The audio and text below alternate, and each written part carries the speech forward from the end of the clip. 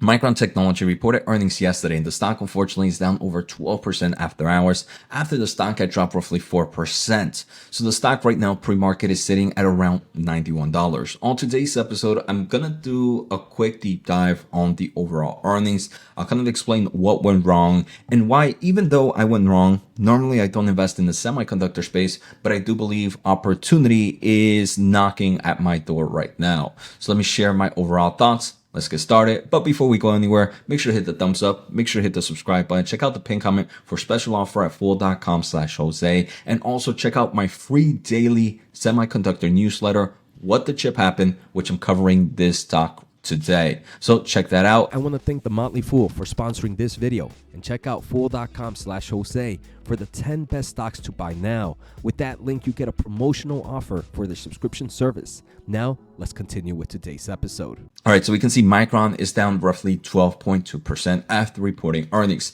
Now, there are a few things to know. First, we can see earnings per share barely beat on expectations. So the market was expecting about $1.77. Micron reported $1.79. Revenue, the market was expecting 8.7. The market got 8.71. So it did not beat by much, and I believe right now the market is expecting a lot from AI companies, and Micron is definitely an AI company, as their HBM solution is pretty much what is needed to run AI accelerators. I've talked about AI, the HBM market in 2-3 episodes ago, where I kind of described what the market was looking for. Too long, don't watch. HBM, high bandwidth memory, needed for AI accelerators. To make HBM, there's only two main providers. Well, there's three main providers. There's SK Hynix, which pretty much leads the market. There's Micron Technologies, which is kind of gaining market share, and they're just starting off here with HBM3E. They're working with companies like NVDA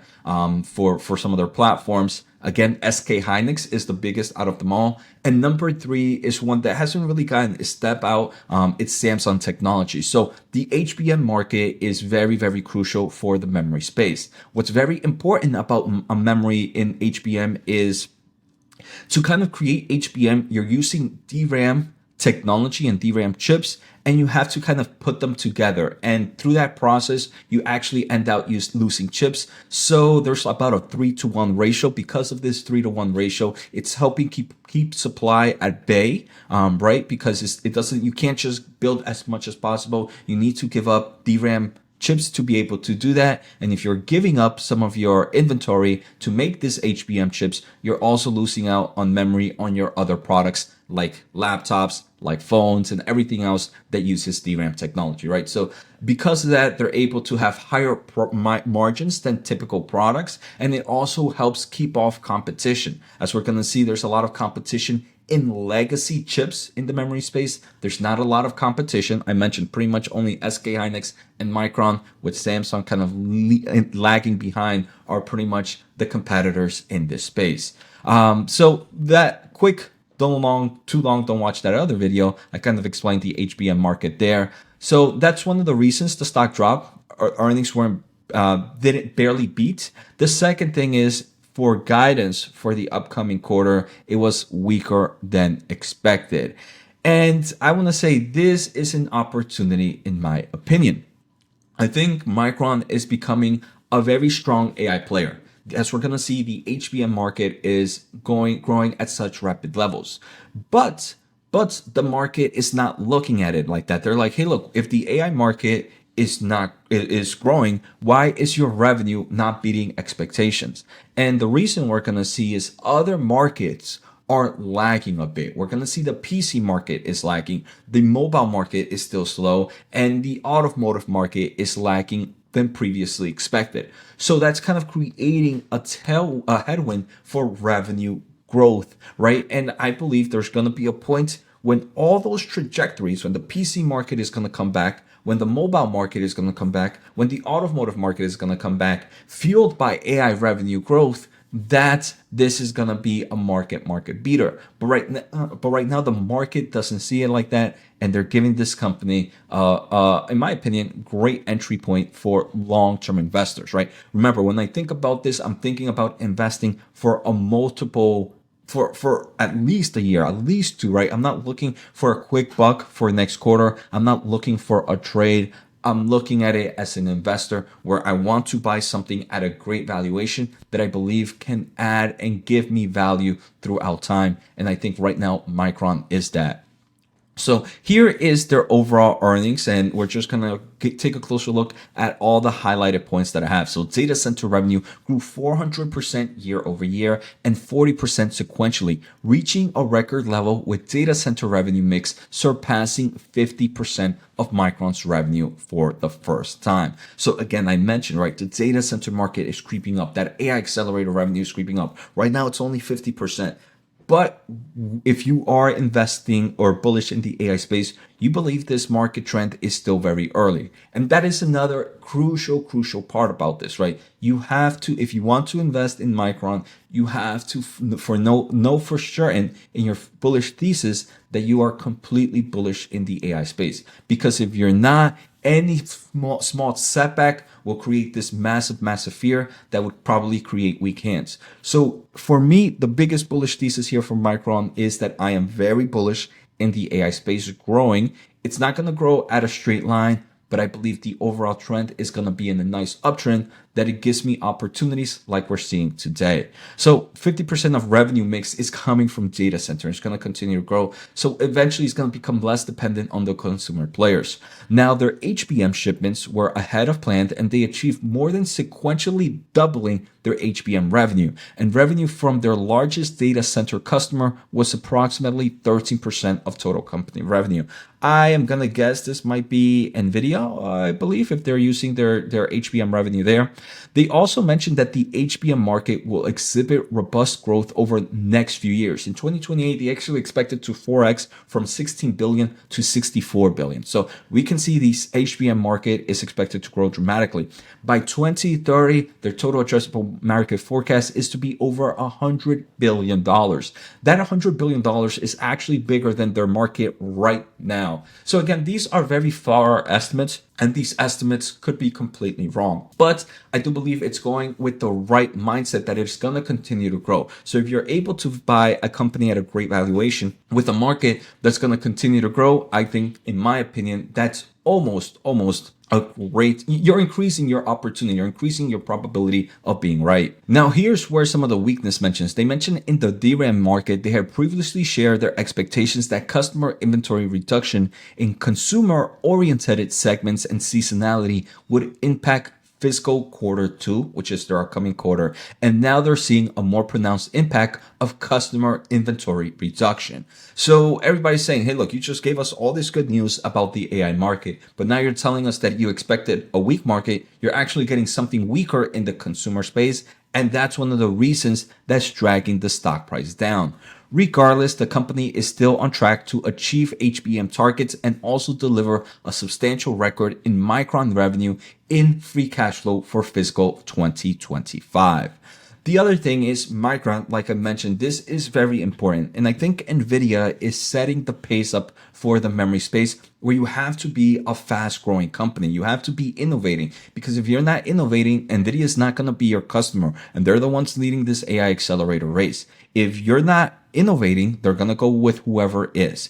And this is creating a form of moat, in my opinion, for the memory market, a market that usually is seen with a lot of competition. And that moat right now is working in favors of SK Hynix, and now seems to be working in favors of Micron Technology. And Micron Technology is continuing to ramp up their 1 beta node technology, which supports HBM3E, and they're reporting their ramp to 1 gamma technology node using EUV in calendar 2025. So we can see, this is why I mentioned that right now is also a great time to be buying semiconductor equipment companies, as the overall market is shifting. And I believe there's a great space for the semiconductor equipment space, especially those smaller companies. Later this week or this weekend, I will be releasing some of the stocks that I believe are going to be strong for the semiconductor industry. So make sure to hit the thumbs up and subscribe, the subscribe button.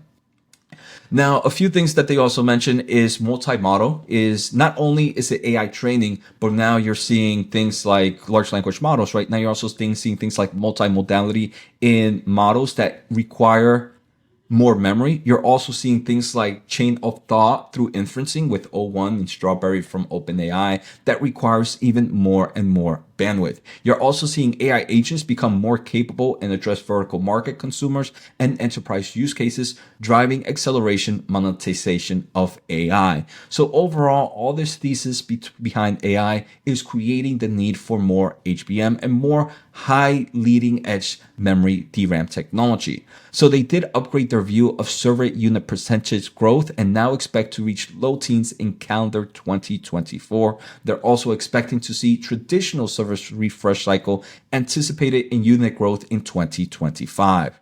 They are partnering up with NVIDIA's B200 and GB200 platform with their HBM3 8 high stacked.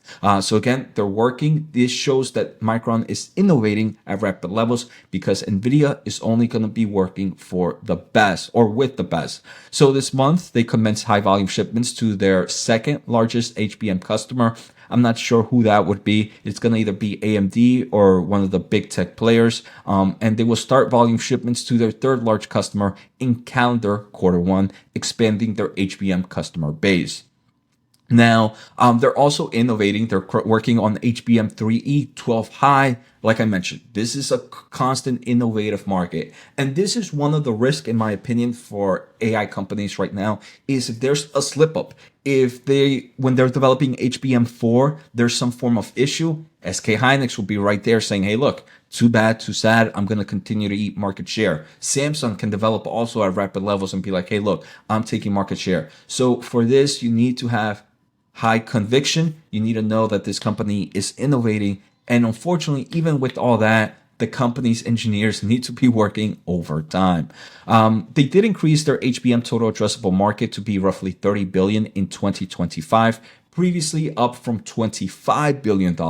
And they are sold out for calendar 2025 with pricing determined for this timeframe. In fiscal 2025, they expect to generate multiple billions of dollars of HBM revenue. Now, by 2026, they believe the market will start ramping up HBM4, and they do expect to be maintain time to market with HBM4. So this is pretty much telling us, hey, look, we're innovating at great paces. HBM4 seems to be underway, HBM4E, and who cares? You might be wondering, Jose, what are all these? So these are just kind of different levels. You're just going higher and higher, and you need more kind of innovation in that space. Now, the bad points here are first the PC cycle. So everybody thought, hey, look, AI PCs is going to drive this new wave. And while they believe it's going to happen, it hasn't happened yet. So they're just shifting that a little bit. And that, unfortunately, is creating negative pressure in the PC market. And I do believe companies like AMD and Intel should be a little bit bearish right now in short-term stock price action because of this news. They expect the PC market to grow in single digits in 2025, but expect it to be flattish here in calendar 2024, where they previously were expecting some form of volume growth. The main reason is as AI PCs become a thing, you need more memory inside your PC versus previously expected. The automotive market is lower than expected, as well as, again, it's coming a little bit slower, but they believe in the long term. They're very optimistic about things like autonomous driving, infotainment, and AI adoption. So overall, there's a lot of tailwind, but they expect a recovery in this market later in calendar 2025. So another market that's slowing down. And in the smartphone, things are playing out as expected. They're growing. It's expected to be weighted on the second half of their fiscal year. So Q3 and Q4, which will be, I believe, kind of like Q2 and Q3 of calendar year. So again, markets are a bit weak. I believe this is great opportunities as all these have great tailwinds, plus that tailwind of AI. So in my opinion, this is why I'm a little bit bullish in Micron, and that's something that normally doesn't happen for me. Another bearish point for Micron was the overall hit in China. So for legacy products, China is becoming a strong competitor.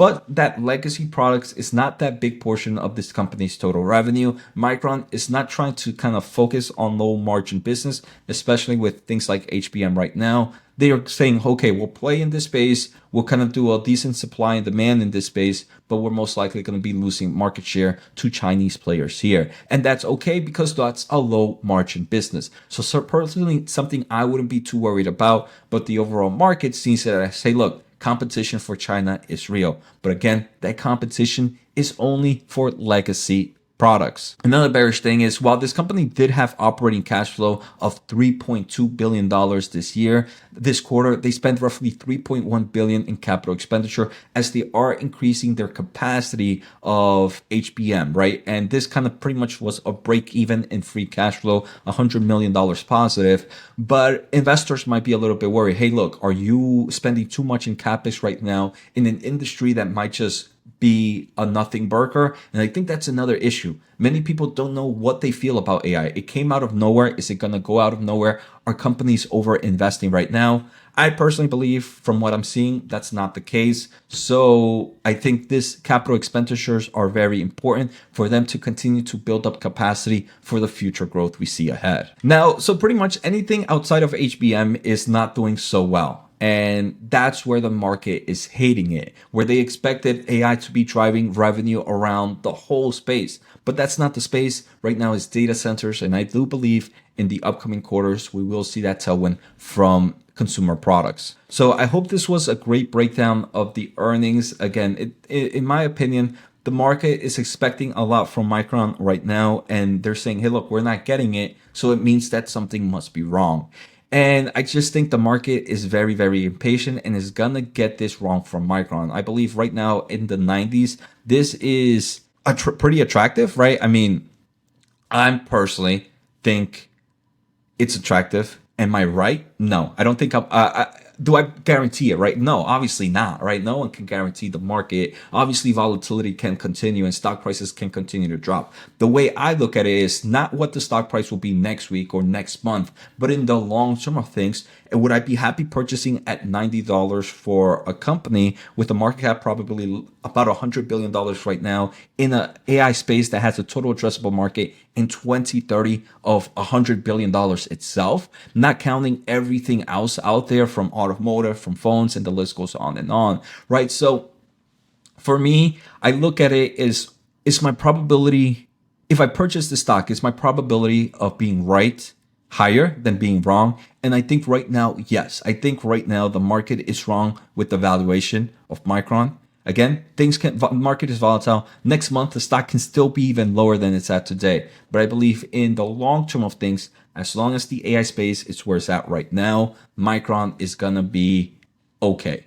I'm going to add this to my buy list. If it stays within these levels, below around 90s, the low 90s, below 90s, within 2 to 3 days, I would most likely purchase. And I would purchase a nice position, right? At least a few hundred shares. But those are just my overall thoughts. Let me know your comments. Are you buying right now? Are you selling?